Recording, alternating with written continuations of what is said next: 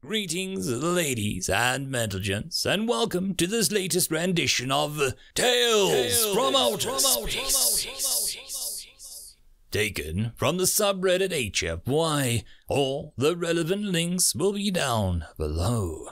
And as always, I hope that you enjoy, and if you do, please consider supporting the channel. Now, on to the science fiction. Second Best, written by AK1308.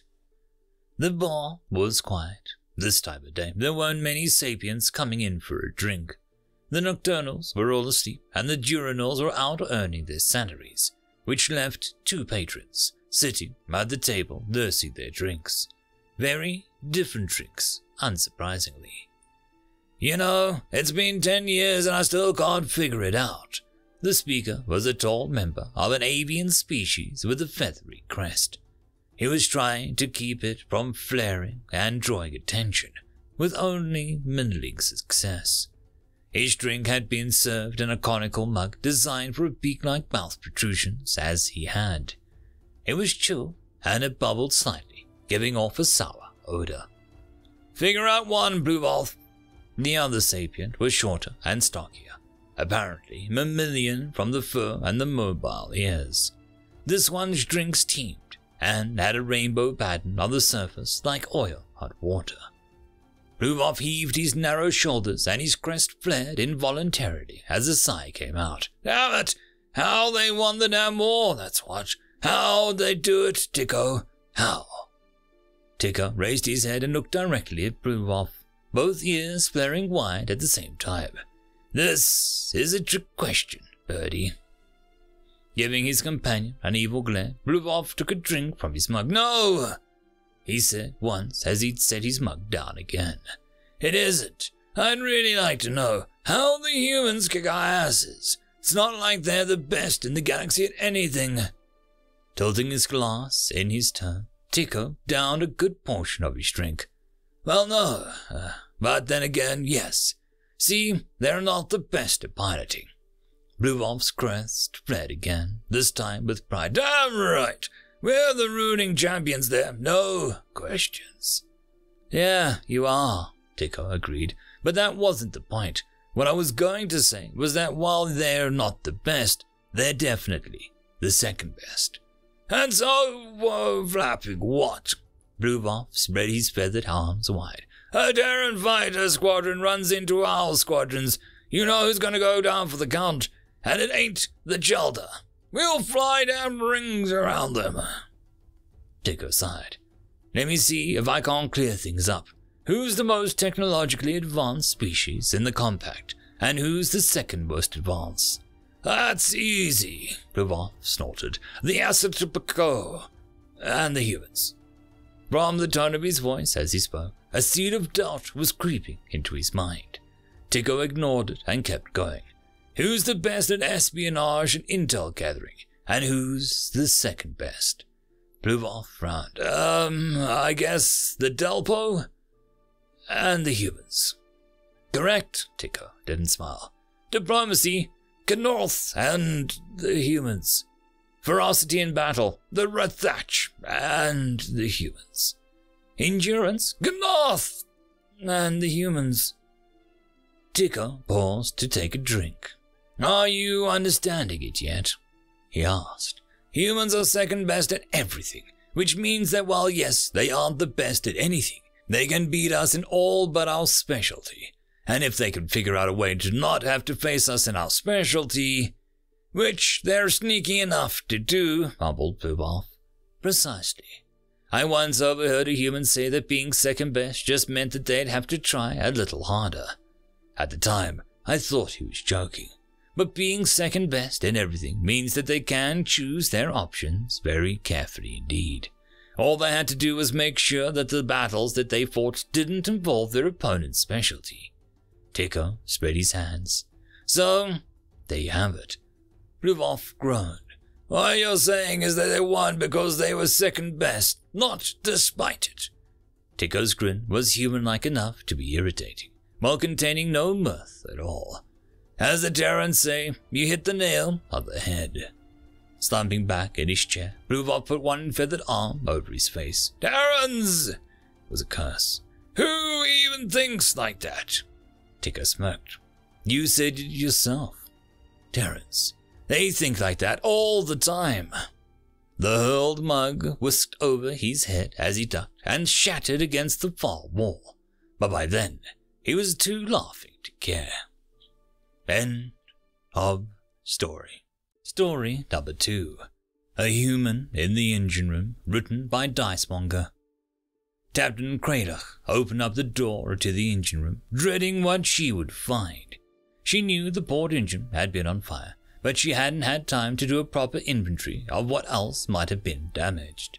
She froze in the door, and her frill and neck feathers jerked upright in a threat display. There was a human in her engine room. The human had the cover off the port engine and was messing about in the insides.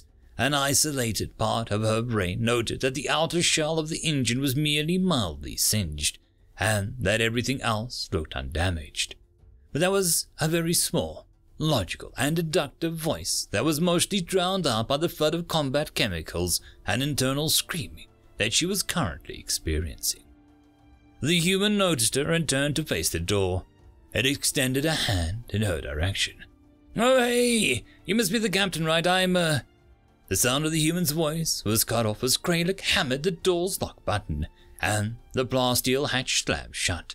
She stiffly turned around, swayed slightly from the post-combat fatigue as the combat chemicals slowly subsided, and then began stalking towards the cockpit. Captain Kralik dropped into the cockpit, still feeling jittery, and her neck frill was refusing to go down. Scrane, her navigator, cast one glance in her direction, and then jerked as far away from her as the limited confines of the cockpit would allow. It made sense. If she wanted to, she could rip him limb from limb, or at least badly maul him, and her post-human exposed body language clearly signaled that she was ready to kill someone. Frankly, she did want to kill someone, and she was pretty sure that someone was Scrane. Instead, she took a deep breath to calm herself and asked frostily, "What is a human doing in our engine room?" Scrane seemed to be caught between jerking, instinctual submission gestures and more actively trying to force his body to meld through the solid cockpit wall into the void of the space outside. Kralik hissed at him, and he froze reflexively, giving his conscious thoughts time to catch up with his panicked mind. He blinked once, still pressed against the cockpit wall, then cautiously said, "Well, you kicked our engineer off the ship. He set a port engine on fire." Kralik cut him off. "Our sublight speed is halved, which will cut seriously into our profit margins." Scrine blinked again, leaving a few seconds of silence, then continued, "Yes, well, we still need an engineer to get back to port where we can get the engine repaired. And though I know you would prefer one of the people, there aren't a lot of choices out of the outland stations like this. In fact, there was no other choice, and you said that we had to leave by tomorrow to keep up our contract, and, The rising bloodlust in Krylik's eyes was making Scrane starting to babble. Kralik cut him off again, voice cold enough to freeze hydrogen. "You hired a human as our engineer?" All Scrane could manage was a jerky nod. Kralik clutched her head in her talons. "No! This can't be happening. This has to be a dream." Her face snapped towards Skrine's. "We have to get it off of this ship before it fixes something." Skrine had been snapped out of his own fear-induced paralysis by Krylik's sudden change in body language. Ma'am, can't be that bad, can it? You can still fire her as soon as..." A panel beeped to grab his attention, and he instinctively glanced towards it. Then he gave it a closer look. "That's weird. The port engine's back online." Kralik was by his shoulder in a snap, wild eyes staring at the screen. No, this can't be." Skrine had never seen Kralik lose a composure like this. Her current behavior approached something that might be interpreted as fear. In the deepest, most secret part of his soul, he had to admit that he kinda liked it. Still, "Ma'am, calm down. You can fire her in the next port, right? Oh, all right now. We might have to pay her for the repairs, but now we can just move at full power, yes? Krylek's eyes fell on Scry, and suddenly he didn't feel so sure anymore. The captain jutted out a manipulative digit and the screen showing the newly returned port engine. This means that it repaired the engine. Don't you understand? Nobody knows how the humans do that. Nobody else would be able to do that. Not without shipyard facilities. And nobody will be able to run that. She then jabbed the engine on the screen. Now that a human has had his grubby thumb-based digits on it. She stared at the screen, now plainly fearful. Nobody but another human. Oh, Scrane said, altering his look between Krylek and the newly repaired engine. Krylek was ignoring Scrane, talking to herself, while her talons instinctively tried to smooth her feathers in a fit of stress-induced preening. We'll have to buy an entirely new engine, she muttered to herself. But it might have fixed more. We might have to buy an entirely new ship. Scrane unwisely interrupted. Well, if she can fix things like this, maybe it wouldn't be so bad to have a human mechanic. If looks could kill, Scrane and his entire family brood would have been vaporized by the look that Krylek gave him. End of story. And that, my friends, concludes this video. I hope that you enjoyed, and if you do, please consider supporting the author, even by popping over and leaving a thumbs up or a nice comment, just to show your appreciation for the story. However, if you wish to support this channel, there are links down below which will help immensely. I will see you all in the next one, and until then, I hope that you have a fantastic day. Cheers.